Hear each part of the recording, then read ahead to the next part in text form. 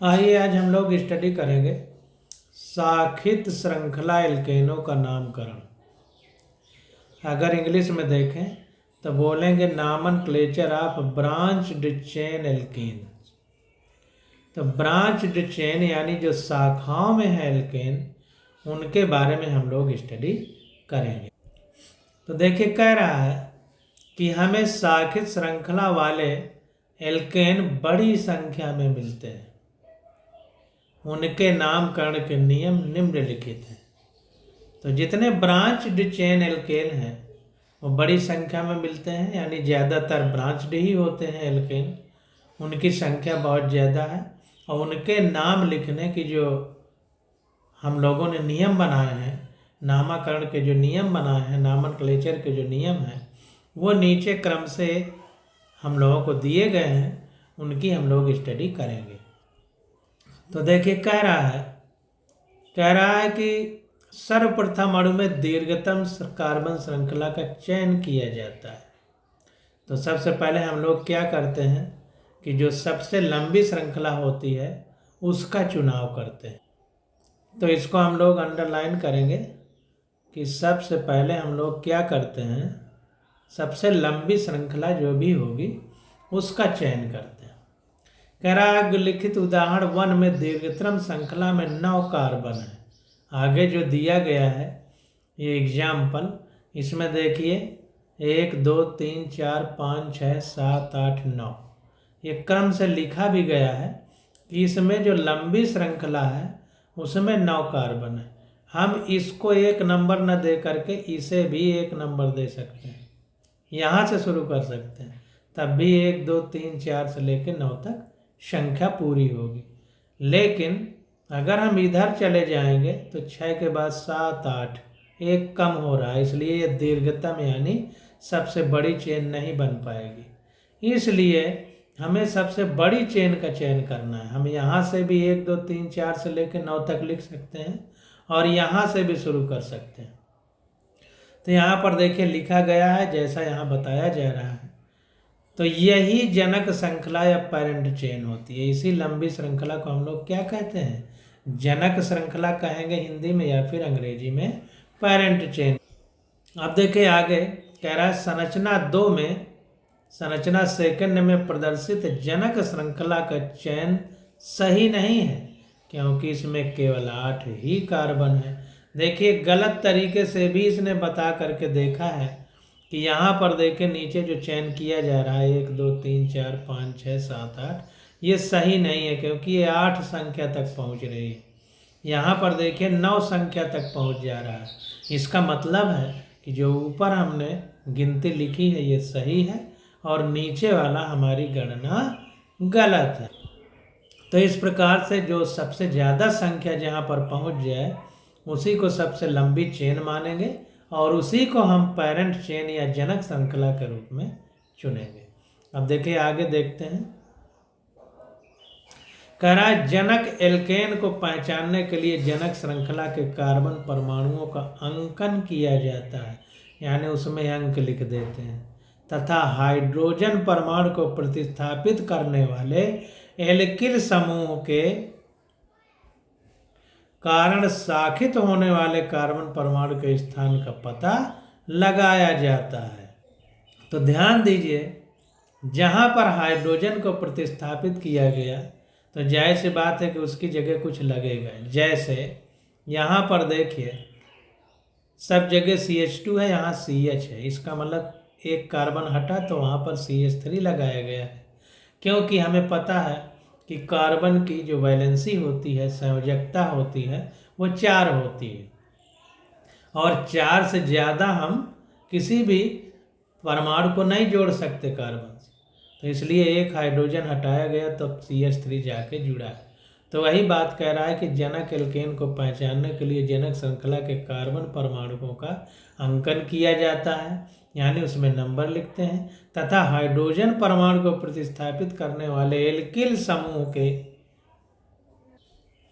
कारण शाखित होने वाले कार्बन परमाणु के स्थान का पता लगाया जाता है। जैसे यहाँ पर देखिए शाखा बनी तो कौन सा एल्किल समूह लगा है, यहाँ पर जैसे मेथिल लगा है, यहाँ पर एथिल है, एक कार्बन है तो मेथिल, दो है तो एथिल। तो इस प्रकार से हम लोग समझते हैं। अब देखिए कह रहा है क्रमांकन उस छोर से प्रारंभ करते हैं जिससे शाखित कार्बन परमाणुओं को लघुत्तम अंक मिले। Very very most important.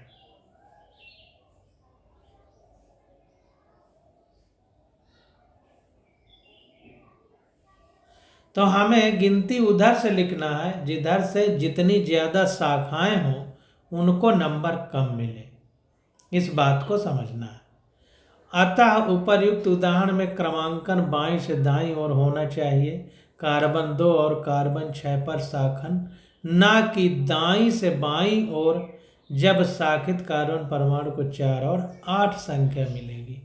तो यह उदाहरण में जो दिखाया गया है इसको बहुत ध्यान से समझना है और इसी हिसाब पे हम लोगों को जो गिनती लिखना है उसे समझ के लिखना है। जैसे यहाँ से देखिए गिनती लिखी गई 1 2 3 4 5 6 7 8 9 और यहाँ भी गिनती लिखी गई लेकिन इधर से शुरू की गई 1 2 3 4 5 6 7 8 9। अब यहाँ जो गिनती लिखी गई है तो यहाँ पर जहाँ पर शाखा है संख्या 2 मिल रही है, यहाँ पर जहाँ पे ब्रांच है संख्या 6 मिल रही है और यहाँ पे देखिए यहाँ पे ब्रांच है संख्या 4 मिल रही है। यहाँ पे 2 थी, यहाँ पे 4, यहाँ पे 6 थी, यहाँ पे 8। तो संख्या कम मिलना चाहिए, ऐसी शाखा हम लोग बनाते हैं। तो ये कुछ नियम कानून है जिनके आधार पर पूरे विश्व में सारे वैज्ञानिक और सारे केमिस्ट्री फॉलो करते हैं। उसी को हमें फॉलो करना है कि लिखते समय इस बात का ध्यान रखना है कि हमें इस प्रकार से संख्या लिखना है जिधर से ब्रांच वाली जो चेन है उसको कम संख्या मिले। तो इधर से लिखने पे देखिए 2 नंबर मिल रहा है, 6 नंबर, इधर से लिखने पे 4 नंबर मिल रहा है, 8 नंबर। तो इससे 2 और 6 से 4 और 8 ज़्यादा है, इसलिए नीचे वाला जो हमने लिखा है ये हमारा गलत है, ऊपर वाला जो लिखा है ये हमारा सही है। तो ये वाला हमारा सही हो जाएगा, ये नीचे वाला हमारा गलत हो जाएगा। इस बात को हमें समझना है। अब देखिए आगे कह रहा है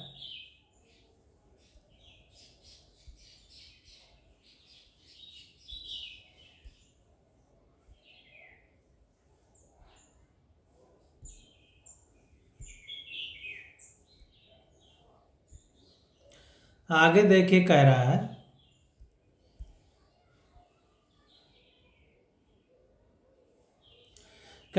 मूल एल्केन के नाम में शाखा के रूप में एल्किल समूहों के नाम पूर्व लग्न के रूप में संयुक्त करते हैं और प्रतिस्थापी समूहों की स्थिति को उचित संख्या द्वारा दर्शाते हैं। तो यहाँ पर क्या करेंगे, कह रहा मूल एल्केन के नाम में शाखा के रूप में एल्किल समूहों के नाम पूर्व लग्न के रूप में संयुक्त करते हैं और प्रतिस्थापी समूहों की स्थिति को उचित संख्या द्वारा दर्शाते हैं। तो ये भी बहुत इंपॉर्टेंट बात हो गई।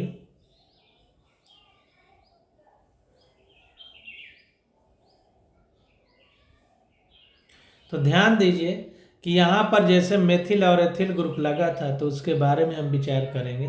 कह रहा भिन्न एल्किल समूहों के नामों को अंग्रेजी वर्णमाला के क्रम में लिखा जाता है, अतः उपर्युक्त यौगिक का नाम 6 एथिल 2 मेथिल नोनेन होगा। तो ध्यान दीजिए भिन्न एल्किल समूहों के नामों को अंग्रेजी वर्णमाला के क्रम में लिखा जाता है, यानी हम क्रम से जैसे ABCDEFGH तो B पहले आ रहा है तो जो B से नाम शुरू होगा उसे पहले लिखेंगे। जैसे यहाँ पर देखिए उसका नाम 6 एथिल 2 मेथिल नोनेन लिखा गया है तो एथिल में E होगा, E पहले आएगा, मेथिल में M से शुरू होगा, M बाद में आएगा, इसलिए 6 एथिल नोनेन लिखा गया है। तो यहाँ पर देखिए जब भी हम श्रृंखला लिख रहे हैं तो इधर से शुरुआत होगी। तो यहाँ पर देखिए हमारा 6 नंबर पर एथिल ग्रुप आएगा, ये मेथिल है, ये एथिल है। तो चूंकि ई से शुरू होगा एथिल लिखने पर, ETHYL एथिल, तो ई से शुरू होगा तो ये हमारा पहले लिखा जाएगा। तो 6वें नंबर पर एथिल ग्रुप है तो 6 एथिल। दूसरे नंबर पर मीथेन है तो मेथिल ग्रुप कहते हैं, मीथेन CH4 होता है, तो ये मेथिल ग्रुप है तो 6 एथिल 2 मेथिल। और 9 नंबर की हमारी जनक चेन पेरेंट चेन है तो नोनेन लिखते हैं। तो इसीलिए यहाँ पर जो नाम है हमारा,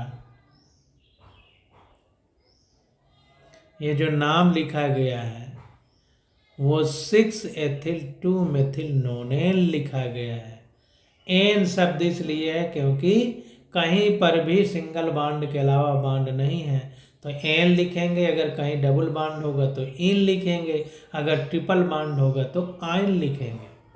तो इस प्रकार से हम लोग नाम लिखते हैं।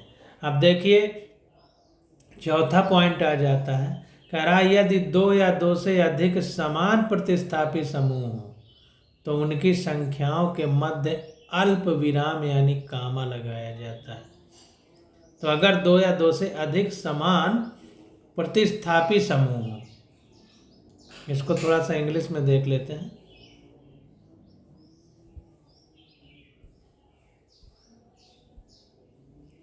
देखिए यहाँ पे कह रहा है if 2 or more identical substituent group are present then the numbers are separated by commas.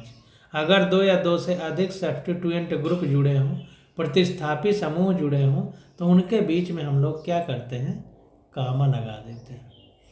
तो यहाँ पर देखिए जैसे एग्जाम्पल दे रहा है कि समान प्रतिस्थापी समूहों के नाम को दोबारा न लिखकर उचित पूर्व लगने यानी प्रीफिक्स, जैसे डाई 2 के लिए, ट्राई 3 के लिए, टेट्रा 4 के लिए, पेंटा 5 के लिए, हेक्सा 6 के लिए आदि प्रयुक्त करते हैं, परंतु नाम लिखते समय प्रतिस्थापी समूहों के नामों को अंग्रेजी वर्णमाला के क्रम में लिखते हैं।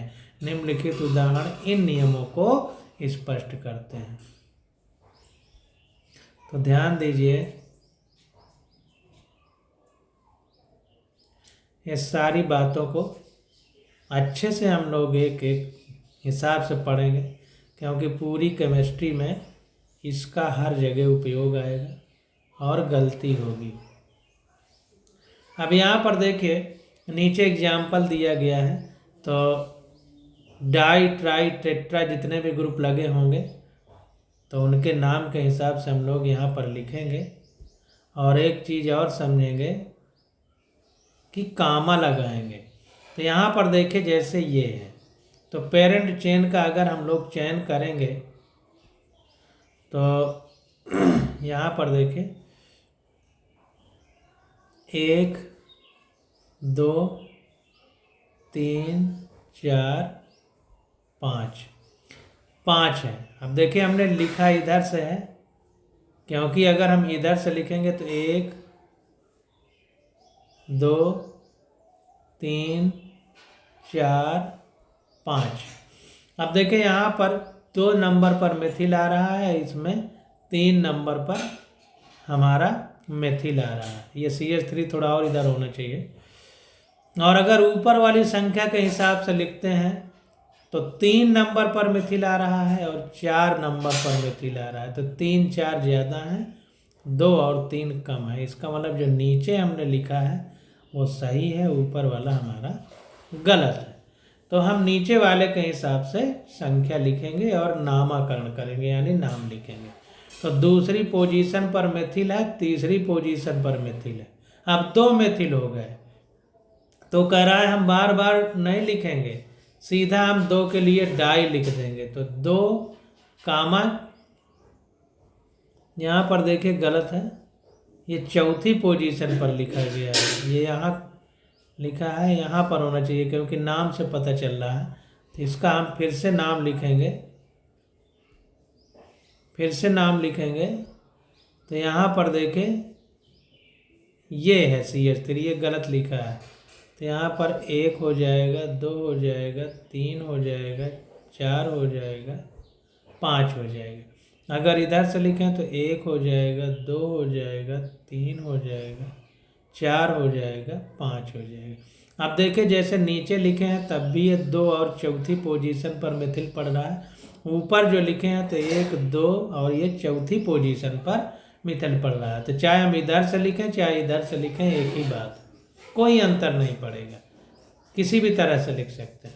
अब देखिए दूसरे और चौथे 2 पोजीशन पर मिथिल पड़ रहा है, तो दोनों पर मिथिल ही है, तो 2,4 मिथिल न लिख करके 2,4 डाई मिथिल लिखेंगे, क्योंकि 2 बार मिथिल ग्रुप आ गया। तो 2 बार मिथिल लिखने के लिए डाई शब्द लिखेंगे, और चूंकि जनक श्रृंखला पैरेंट श्रृंखला में 5 कार्बन हैं और सब सिंगल बॉन्ड से हैं, इसलिए पेंटेन लिखेंगे। तो इस प्रकार से हम लोग नाम लिखते हैं। इसी प्रकार से इसमें देखते हैं, इसमें क्या है कि देखिए पेरेंट चेन का हम चयन करेंगे, तो चाहे हम इस तरह लिख दें 1 2 3 4 5 6, चाहे ऐसा लिख दें, चाहे हम 1 2 3 4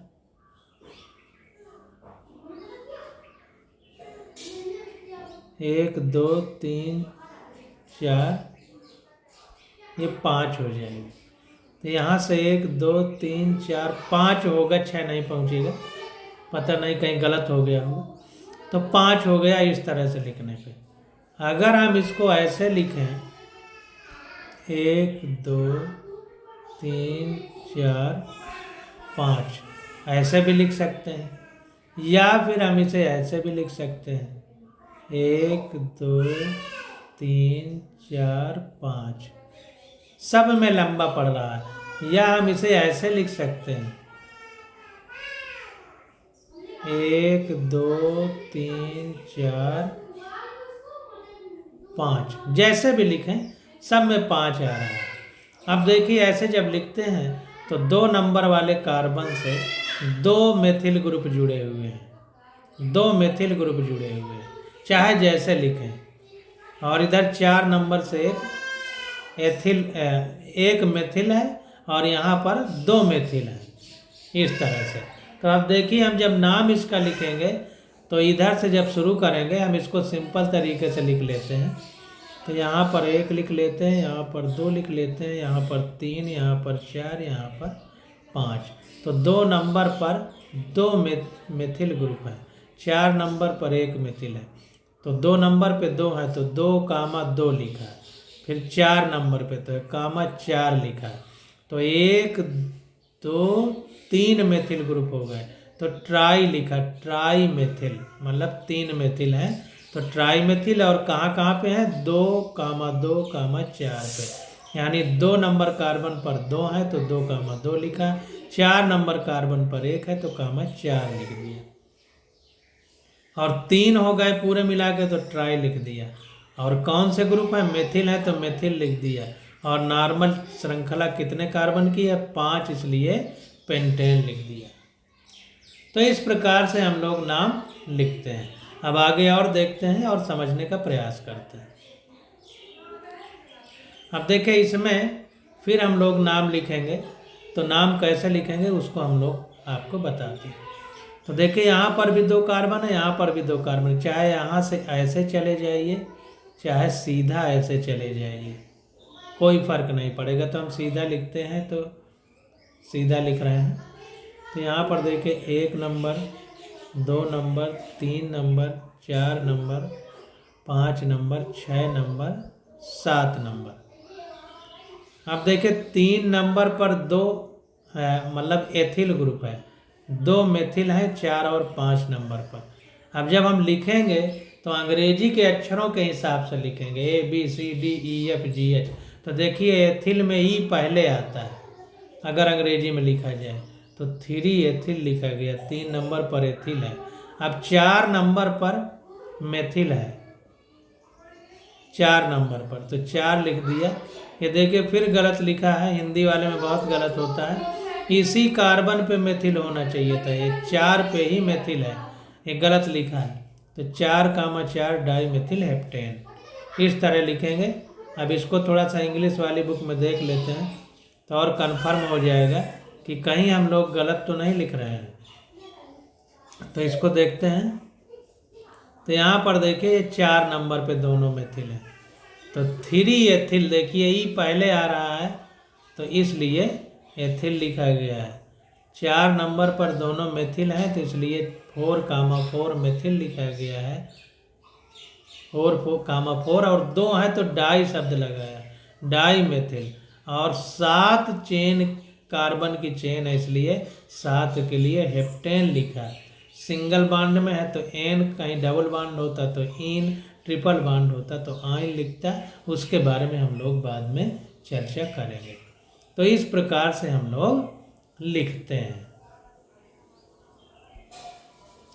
अब देखिए आगे आ जाता है, कह रहा है कि यदि 2 प्रतिस्थापियों की स्थितियां तुल्य हों, यानी 2 सब्स्टिट्यूएंट तुलनात्मक तरीके से लिखे गए हों, तो अंग्रेजी वर्णमाला के क्रम में पहले आने वाले अक्षर को लघु अंक दिया जाता है। अतः निम्नलिखित यौगिक का सही नाम 3 एथिल 6 मेथिल ऑक्टेन है, ना कि 6 एथिल 3 मेथिल ऑक्टेन है। तो इसको ध्यान देंगे और समझने का प्रयास करेंगे।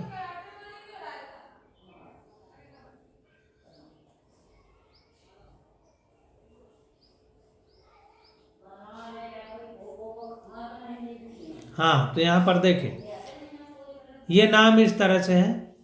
तो कह रहा है कि यदि 2 प्रतिस्थापियों की स्थितियां तुल्य हों, जैसे अगर हम नाम इधर से लिखें, जैसे 1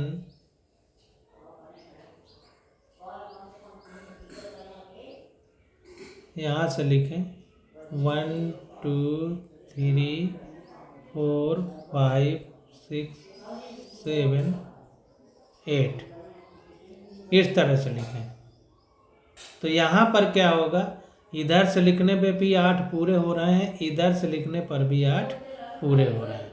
तो वही कह रहा है कि 2 प्रतिस्थापित समूह हमारे, एक ये हो गया, एक ये हो गया, ये 2 सब्स्टिट्यूएंट लगे हैं इस चेन में। तो कह रहा है यदि 2 प्रतिस्थापियों की स्थितियां तुल्य हों तो अंग्रेजी वर्णमाला के क्रम में पहले आने वाले अक्षर को लघु अंक दिया जाता है। तो पहले आने वाले अक्षर को लघु अंक दिया जाता है। जैसे ये एथिल है और ये मेथिल है। अब इधर से लिखने पे ये तीसरे नंबर पर एथिल पड़ रहा है और इधर से लिखने पर दूसरे नंबर पर मेथिल पड़ रहा है। लेकिन अब यहाँ पर देखिए फिर गलती किया है, ये ग्रुप यहाँ लगा होना चाहिए, तब इधर से नाम लिखने पर 1 2 3 पर आएगा और इधर से लिखेंगे तब ये भी 3 पर आएगा। इसको अंग्रेजी में देखते हैं। हिंदी में यही सब दिक्कतें हैं कि थोड़ा गलतियाँ दी गई हैं, इसको ध्यान में रख के हमें काम करना है। तो आप लोग अपनी हिंदी की बुक में सुधार भी करें। यहाँ पर देखिए सही लिखा गया है कि अगर हम लोग इसको इधर से लिखेंगे तो 1 2 3 4 5 6 7 8, इधर से लिखा तब यहाँ तीसरे नंबर पर एथिल पड़ रहा है। इधर से लिखा 1 2 3 तो तीसरे नंबर पर मेथिल पड़ रहा है। तो दोनों तीसरे नंबर पर पड़ रहे हैं। इधर से लिखने पर 3 नंबर पर मेथिल पड़ रहा है, इधर से लिखने पर 3 नंबर पर एथिल पड़ रहा है। तो कह रहा है कि तब हम क्या करेंगे इस स्थिति में, जब दोनों जो सब्स्टिट्यूएंट ग्रुप हैं, प्रतिस्थापित समूह हैं, वो एक ही अंक पर पढ़ रहे हैं, चाहे इधर से लिखें चाहे इधर से, 3 नंबर पे ही। तो कह रहा है तब हमें उस नियम को फिर फॉलो करना है कि अंग्रेजी में लिखने पर जो अक्षर पहले आएगा उधर से हम लिखना प्रारंभ करेंगे, उसे न्यूनतम अंक देंगे। तो चूंकि अंग्रेजी में एथिल में ई पहले आता है, मेथिल में एम बाद में आता है, इसलिए नंबर इधर से लिखेंगे ना कि इधर से लिखेंगे। तो सही नाम 3 एथिल 6 मेथिल ऑक्टेन होगा, जैसा लिखा है 3 मेथिल 6 एथिल ऑक्टेन होगा, ना कि 3 नंबर पे 3 मेथिल 6 एथिल ऑक्टेन होगा। तो 6 एथिल 3 मेथिल ऑक्टेन नहीं होगा, 3 एथिल 6 मेथिल ऑक्टेन होगा। तो समझ में आपको आ गया होगा कि ये नाम इधर से इसलिए रखा गया क्योंकि एथिल अंग्रेजी वर्णमाला में ई शब्द पहले आता है, तो इसलिए एथिल को कम नंबर दिया जाएगा मेथिल की तुलना में। तो ये चीज़ें छोटी छोटी हैं जिनको हम लोग अच्छे से फॉलो करेंगे और इसी हिसाब से हम लोग क्वेश्चन को करेंगे। अब देखें हिंदी वाली बुक में आ जाते हैं। तो हिंदी वाली बुक की देखिए गड़बड़ियाँ सब पकड़ में आ रही हैं, तो इसको ध्यान दीजिए। ये ग्रुप यहाँ नहीं इस जगह लगा होना चाहिए, तो आप लोग अपनी बुक में ये सुधार करते चलिए। अब देखिए आगे देखते हैं। कह रहा है कि साखित एल्किल समूह का नाम उपयुक्त नियमों की सहायता से प्राप्त किया जा सकता है, परंतु साखित श्रृंखला का कार्बन परमाणु जो जनक श्रृंखला से बंधित होता है को इस उदाहरण की तरह संख्या 1 दी जाती है। तो ध्यान दीजिए, कह रहा है ऊपर जितने नियम हमने बताए उसके हिसाब से हम लोग नाम लिख सकते हैं, लेकिन अब एक समस्या और आएगी, तो उसका समाधान कैसे करना है। तो वही कह रहा है कि परंतु साखित श्रृंखला का कार्बन परमाणु जो जनक श्रृंखला से संबंधित है, जैसे यहाँ पर 1 2 3 4 ये हमारी पेरेंट चेन हो गई। अब इसमें 2 मेथिल ग्रुप लेट जुड़े हुए हैं, तो वही कह रहा है परंतु साखित श्रृंखला का कार्बन परमाणु जो जनक श्रृंखला से बंधित है यानी बंधा हुआ है को इस उदाहरण की तरह संख्या 1 दी जाती है। तो यहाँ पर देखें जैसे इस तरह और चेन आगे गई हो, ये डाट लगा के छोड़ दिया, इसका मतलब इसके आगे और CH2 CH2 CH2 CH2 जो भी होगा अपना जुड़ा होगा। तो अगर ऐसी स्थिति आ जाती है तो हम जिधर श्रृंखला होती है आगे कोई चेन आगे गई होती है, जैसे देखिए इसको हम यहाँ पर CH2 CH2 CH2 CH3 इस तरह लिख सकते हैं। तो ये आगे श्रृंखला चली गई, लेकिन दिया सिर्फ इतना है, तो हम क्या करेंगे यहाँ से नंबर शुरू करेंगे। इसको ध्यान दीजिए, नंबरिंग यहाँ से शुरू करेंगे 1 2 3 4, और इधर को देखिए तीर लगाया कि 4 3 2 1, और इधर जो है श्रृंखला चली गई है। तो ये जो श्रृंखला गई है उसमें जो ये जहाँ से शाखा बनी है उस शाखा में उस वाले कार्बन ग्रुप को पहला नंबर मिला है, इधर लास्ट मिला, इधर देखिए 3 नंबर, इधर पहला नंबर। तो जिधर श्रृंखला होगी उधर से हम नंबरिंग शुरू करेंगे, कहने का मतलब ये है। तो थोड़ा सा इसको इंग्लिश वाली बुक में देख लें, क्योंकि अब हिंदी में गलतियां बहुत हो रही हैं, इसलिए सोच सोच के कदम बढ़ाना पड़ रहा है। तो यहाँ पर देखें इंग्लिश की बुक में तीर नहीं लगाया गया है, यहाँ से शुरू किया है 1 2 3 4 नंबर लिखना, और यहाँ पर भी देखिए ये तीर के नीचे मेथिल होना चाहिए, थोड़ा सा इधर आ गया है। तो अब यहाँ से नंबर शुरू किया है, तो 1 तीसरे नंबर पर पहले और तीसरे नंबर पर ये मेथिल समूह है, तो 1,3 लिखा है, और 2 हो गए तो डाई लिखा है मेथिल, और 4 अंक है कि पेरेंट चेन है तो ब्यूटेन लिखा है, 4 कार्बन के लिए ब्यूटिल लिखा है। अभी आगे भी होगा इसलिए ब्यूटिल लिखा है। तो ध्यान दीजिए कैसे हमको लिखना है। तो ऐसे साके श्रृंखला समूह के नाम को कोष्ठक में लिखा जाता है। इसको क्या करते हैं, कोष्ठक में लिखते हैं कि अभी आगे चेन और भी है, तो इस बात को ध्यान देना है।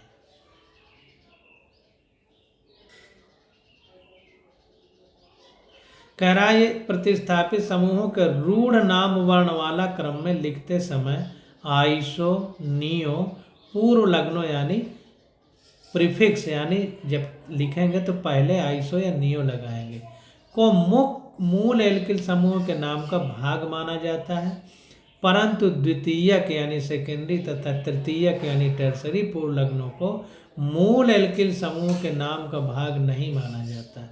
तो ध्यान दीजिए, ये बहुत इम्पॉर्टेंट है।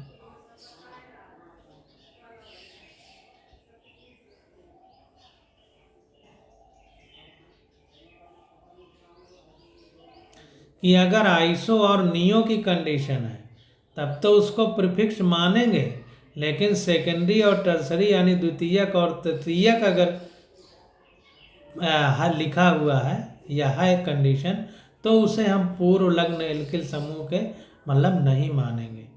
इस बात को ध्यान देना है। तो सेकेंडरी टर्शियरी ये सब होगा तो ये प्रीफिक्स नहीं होगा।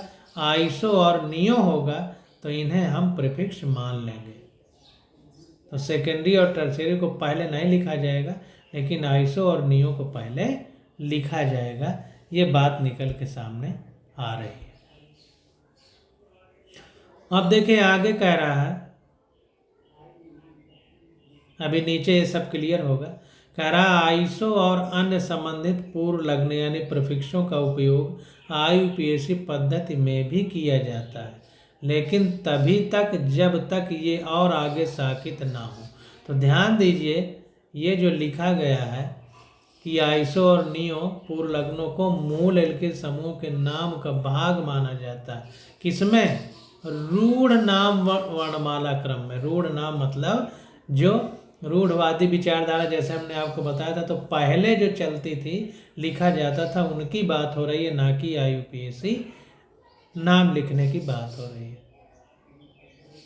तो वही कह रहा है कि आइसो और अन्य संबंधित पूर्व लग्नों का उपयोग IUPAC पद्धति में भी किया जाता है, लेकिन तभी तक जब तक ये और आगे साकित ना हो।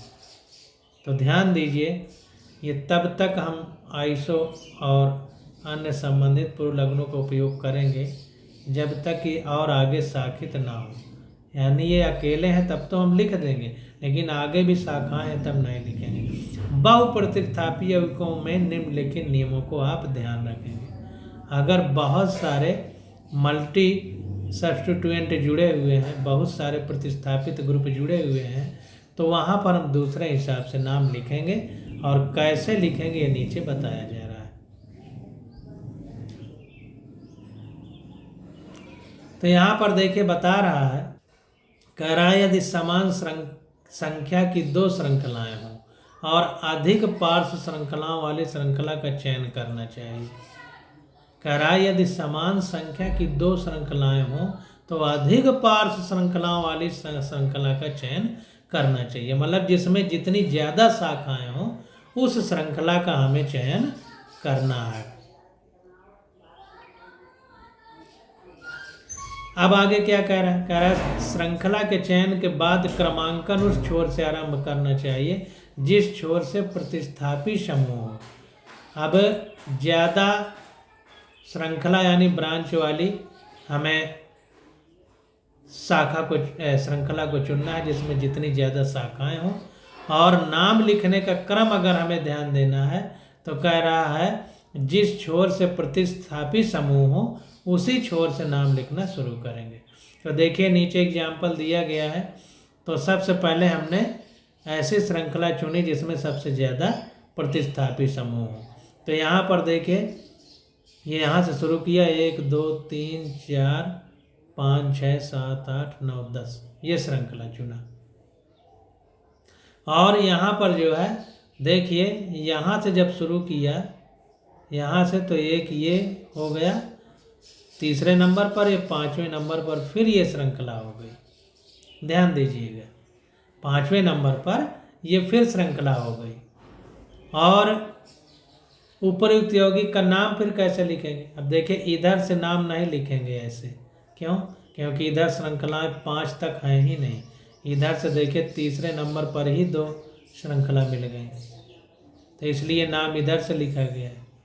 तो जिधर से ब्रांच ज़्यादा हो 5वें नंबर पर भी श्रृंखला मिल गई, तो जिधर से नाम ज़्यादा इधर से लिखने पे 5 पे पहली मिलती, फिर आगे 6 7वें पे मिलती, फिर 7वें पे मिलती, और इधर से लिखने पे तीसरे पे मिल गई, 5वें पे मिल गई।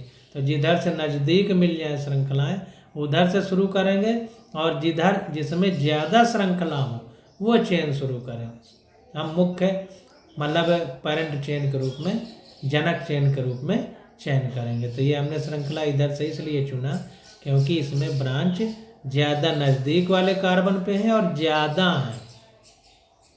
अब उपर्युक्त यौगिक का नाम कैसे लिखेंगे? तो देखिए 5वें नंबर पर 2-एथिल है। यहाँ पर देखिए ये पूरा पहले लिख लिया, फिर हमने अभी ऊपर क्या पढ़ाया था कि इधर से जितनी श्रृंखला गई है तो ये डॉट लगाया था, तो जहाँ पर से जुड़ी होगी वहाँ से पहला नाम लिखेंगे। तो 1 2 3 4 लिखा। अब इसको ब्रैकेट में लिखेंगे क्योंकि ये ब्रांच श्रृंखला का नाम लिखना है, तो ब्रैकेट में देके लिख दिया। दूसरे नंबर पर एथिल है। अब ये मेथिल वाले को क्यों नहीं लिखा, क्योंकि अंग्रेजी की वर्णमाला में यम बाद में आता है, ई पहले आता है, इसलिए इसको लिखा है। तो 2 एथिल। अब यहाँ पर 1 2 3 4 नाम, 4 है, तो मेथिल, एथिल, प्रोपिल, ब्यूटिल। तो देख लिए ब्यूटिल लिखा है 4 के लिए। श्रृंखला में अगर कुछ ना जुड़ा हो, पूरा हो तो एन लिखते हैं, लेकिन अगर श्रृंखला हो तो इल शब्द जोड़ा जाता है, ऊपर जैसे लिखा था। तो 2 एथिल ब्यूटिल हो गया। अब 3 3 2 बार है मेथिल, तो 3 कामा 3, और 2 बार है तो डाई लगा दिया, मेथिल है तो मेथिल लगा दिया, और 10 अंक 10 कार्बन की श्रृंखला है तो डेकेन लगा दिया। तो ये नाम होगा, ना कि अब देखिए ये गलत नाम भी लिख रहा है 5। अब इसको इस तरह से लिख रहा है, यहाँ पर देखिए इस तरह से लिख रहा है कि इधर से नाम शुरू करेगा 1 2 3 4 5, 1 2 3 4 5, ये 6 नंबर होगा, 7 नंबर, 8 नंबर, 9 नंबर, और ये 10 नंबर हो जाएगा। इस तरह से, इस तरह भी हम लोग लिख सकते हैं। तो इस तरह से चूंकि यहाँ पर 6वें नंबर पे पड़ रहा है, इधर से 5वें नंबर पे, इसलिए हम ऐसा नहीं लिखेंगे। अब देखिए दूसरा नाम लिखा है जो कि गलत है, कह रहा है 5, डॉट लगाया ब्रैकेट में 2 2 डाई मेथिल ब्यूटेन। हम ये नहीं लिखेंगे कि दूसरे नंबर पर। अब देखिए फिर हिंदी वाले में गलत लिखा है, ये तीसरे नंबर पर मेथिल पड़ रहा है इधर से जाने पे, तो 3 3 डाई मेथिल होना चाहिए।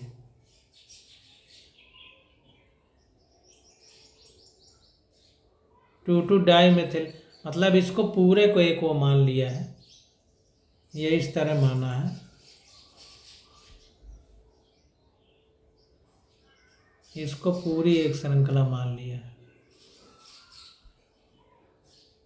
इतने को। तब यहाँ से नाम लिखेंगे तो यहाँ पर 1 नंबर आ जाएगा ब्रांच चेन में, जैसे 1 2 3 4 लिखा है, ये 2 नंबर पे आ जाएगा, 3 नंबर पे आ जाएगा, ये 4 नंबर पे आ जाएगा। तो ये 2 नंबर पे आएगा, इसलिए 2 2 डाई, ये 2 2 डाई मेथिल होगा, और 4 है तो ब्यूटिल। ऐसा नहीं लिखेंगे कह रहा है। और 3 एथिल डेकेन लिखे, 3 पे कह दें कि एथिल आएगा 3 नंबर पे। अगर इधर से ब्रांच लिखी गई होती 1 2 3 4 5, ये 6 7 8 ऐसे, तो 3 पे ये एथिल आएगा, 3 एथिल, और 10 अंक की है तो डेकेन होगा। ऐसा हम नहीं लिखेंगे। तो ध्यान दीजिए क्यों ऐसा नहीं लिखेंगे, क्योंकि ई हमको पहले लिखना है अल्फ़ाबेटिकल में, एम पहले नहीं लिखा कि डाई मेथिल में, मेथिल में एम आ रहा है तो पहले लिखें, पहले इसको नहीं लिखेंगे, एथिल वाले को पहले लिखेंगे। तो कैसे हम लोग नाम लिखेंगे ये बात आपको समझ में आ गई होगी। अब देखिए आगे फिर से नाम लिख के दिखा रहा है, जैसे यहाँ पर देखिए लिखा गया है, तो 10 अंकों की ये भी श्रृंखला है। देखिए नाम इधर से शुरू किया है, क्यों, क्योंकि यहाँ पर CH के साथ 2 CH3 ग्रुप और जुड़े हैं। यहाँ पर 5 नंबर पर CH3 CH CH2 CH3, ये पूरी लंबी श्रृंखला चुना है, तो ये 10 अंकों की लंबी श्रृंखला होगी। अब इसका नाम लिखा है तो 5 नंबर पर ये देखिए सेकेंडरी। अब ध्यान दीजिए कैसे लिखना है, उसको ब्रैकेट में लिखते थे, अब यहाँ पर देखिए ब्रैकेट में नहीं लिखा है, तो ध्यान दीजिए थोड़ा सा। यहाँ पर क्या है कि एक तरफ CH3 है, एक तरफ CH2 CH3, यानी ये कार्बन ये जुड़ा हुआ है जैसे, तो इस पर हो गया CH3 और इस पे हो गया CH2 CH3 इस तरह से। तो 1 और 2 इस कार्बन से 2 सब्स्टिट्यूएंट जुड़े हुए हैं, तो इसलिए हम सेकेंडरी वर्ड यूज करेंगे। सेकेंडरी देखिए SEC लिखा है, सेकेंडरी। अब देखिए यहाँ पर 1 2 3 4 कार्बन की श्रृंखला होगी, 4 कार्बन हो गए ये पूरे, तो इसलिए ब्यूटिल लिखा है, इसलिए ब्यूटिल लिख दिया। तो 5 में सेकेंडरी प्रकार की श्रृंखला है, द्वितीयक प्रकार की श्रृंखला है, और कितने कार्बन है पूरे 4, इसलिए ब्यूटिल। सब में डॉट डॉट लिखेंगे। और देखिए इसको ब्रैकेट में नहीं बंद करेंगे, नियो आइसो वालों को तो ब्रैकेट में बंद करेंगे, लेकिन इनको नहीं बंद करेंगे, सेकेंडरी है। अब 4 पर, यहाँ पर 4 पर देखिए क्या है, चौथे कार्बन पर CH, ये यहाँ से जुड़ा है तो हम इसको ऐसे कर देंगे, 2 CH3 ग्रुप लगे इस तरह से। तो 2 CH3 ग्रुप लगे हुए हैं, तो ये हमारे देखिए यहाँ पर ये एक CH3 है, एक CH3 CH2 है, ये दोनों अलग हैं, ध्यान दीजिए, इसलिए ये सेकेंडरी है।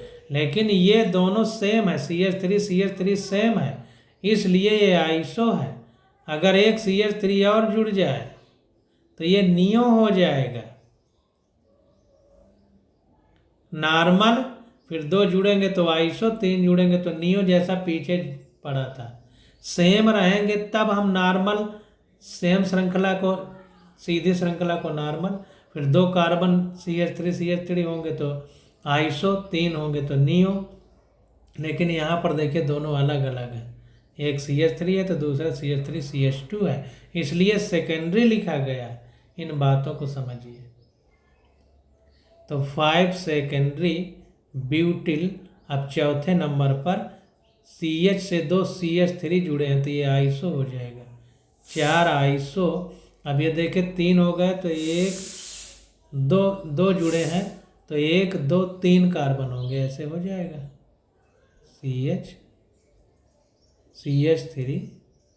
CH3 तो 3 कार्बन हो गए ना, 1 2 3